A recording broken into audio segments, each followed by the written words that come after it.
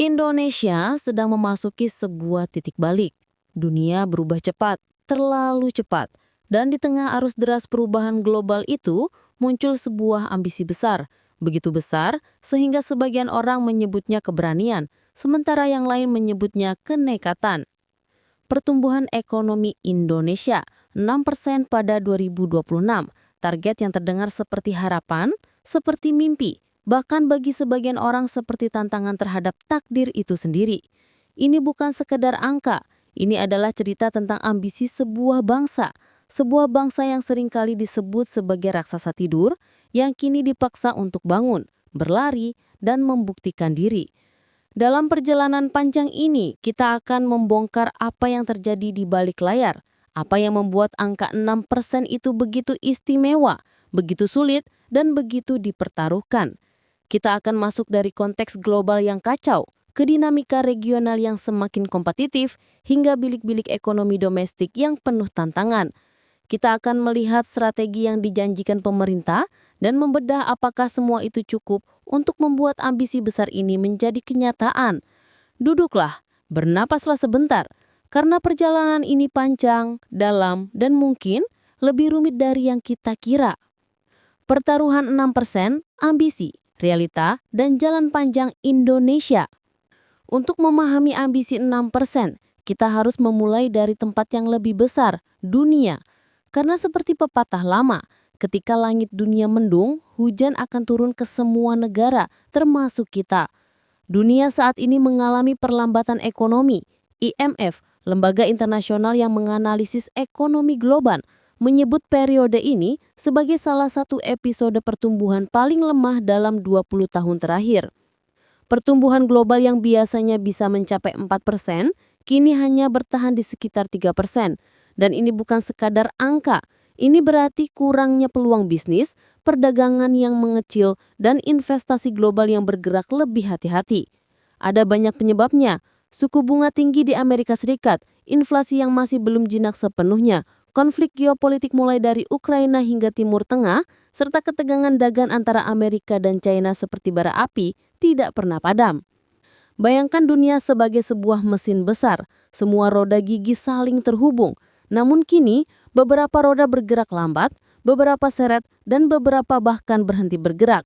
Dan ketika mesin global ini tidak berjalan mulus, semua negara, termasuk kita, ikut merasakan getarannya. Pasar ekspor melemah, harga komoditas naik turun seperti roller coaster, modal asing mengalir keluar masuk seperti ombak.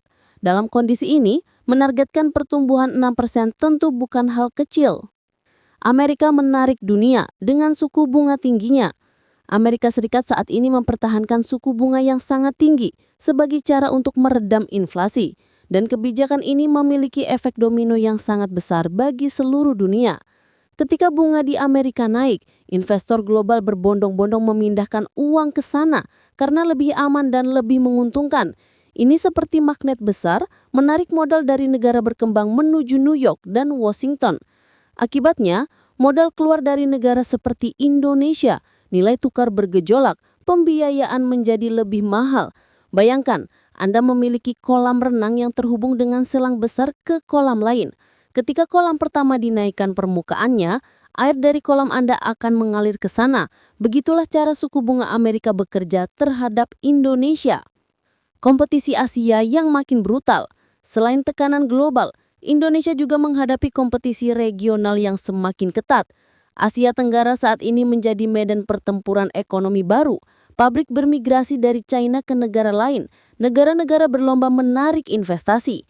Vietnam bergerak cepat dengan regulasi yang lebih simpel, infrastruktur yang tertata, dan tenaga kerja yang agresif. India meluncurkan program Make in India untuk memikat jagat raya manufaktur global. Malaysia memperkuat sektor elektroniknya. Thailand mempertahankan posisi sebagai basis otomotif Asia. Indonesia berada di tengah pusaran kompetisi itu. Dengan pasar yang besar dan sumber daya yang melimpah, Indonesia seharusnya menjadi tujuan utama investasi. Namun birokrasi, perizinan, dan infrastruktur masih menjadi hambatan serius.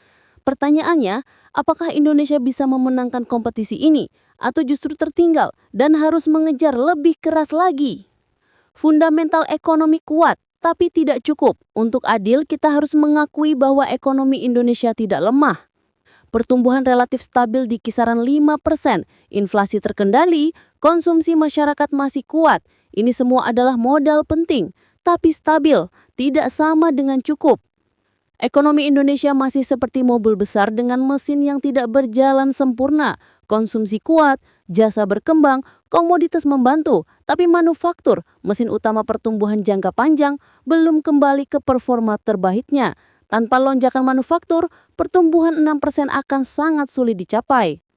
Hilirisasi, jalan cepat atau jalan beresiko. Hilirisasi menjadi strategi besar pemerintah. Logikanya sederhana, jangan jual bahan mentah, olah dulu, baru ekspor. Tujuannya nilai tambah, lapangan pekerjaan, dan peningkatan devisa.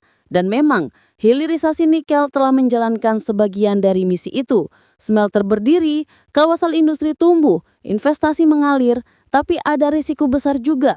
Ketergantungan pada satu produk turunan, kekhawatiran soal lingkungan, dan volatilitas harga global yang bisa memukul industri kapan saja. Hilirisasi bukan hanya soal membangun pabrik, tapi juga soal memastikan seluruh ekosistemnya hidup, teknologi, keterampilan, pasar, dan rantai pasok. Tantangan musuh di luar dan musuh di dalam. Tantangan eksternal bukan satu-satunya masalah. Tantangan internal Indonesia sama beratnya. Produktivitas tenaga kerja masih rendah, kualitas pendidikan belum merata, biaya logistik tinggi, kebijakan sering berubah, koordinasi antar lembaga tidak selalu mulus. Semua ini adalah rintangan yang akan menentukan apakah Indonesia bisa mencapai 6% atau tidak. Realitas pahit, mungkin tapi tidak mudah. Jadi apakah pertumbuhan 6% mungkin? Jawabannya ya, sangat mungkin. Banyak negara pernah melakukan itu. Indonesia pun pernah melakukannya. Tapi apakah mudah? Tidak, sama sekali tidak. 6% hanya akan terjadi jika reformasi berjalan, bukan hanya dijanjikan. Jika birokrasi dipangkas, jika ekosistem industri diperkuat, jika investasi dikawal, jika produktivitas ditingkatkan. Tanpa itu, 6% hanya menjadi slogan, kalimat indah yang hilang di telan angin. Pertaruhan Indonesia di tahun 2026. Tahun 2026 bukan hanya tahun target, ini adalah ujian besar. Ujian apakah Indonesia bisa keluar dari zona nyaman, pertumbuhan 5% menuju liga ekonomi dunia yang lebih tinggi.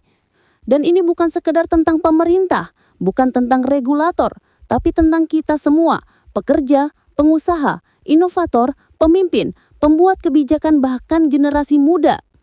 6% bukan hanya angka, ini adalah cermin yang menunjukkan apakah kita benar-benar siap menjadi negara besar atau kita hanya menikmatinya sebagai cerita. Pada akhirnya, ada satu pertanyaan yang harus kita jawab bersama. Apakah Indonesia siap tumbuh lebih cepat, lebih besar, dan lebih berani? Ataukah kita akan kembali berdamai dengan angka 5% dan mengatakan cukup demikian? Pilihan itu ada di tangan kita, dan waktu terus berjalan. Sampai jumpa di video berikutnya. Tetap kritis, tetap hidup. Semoga akalmu makin sehat.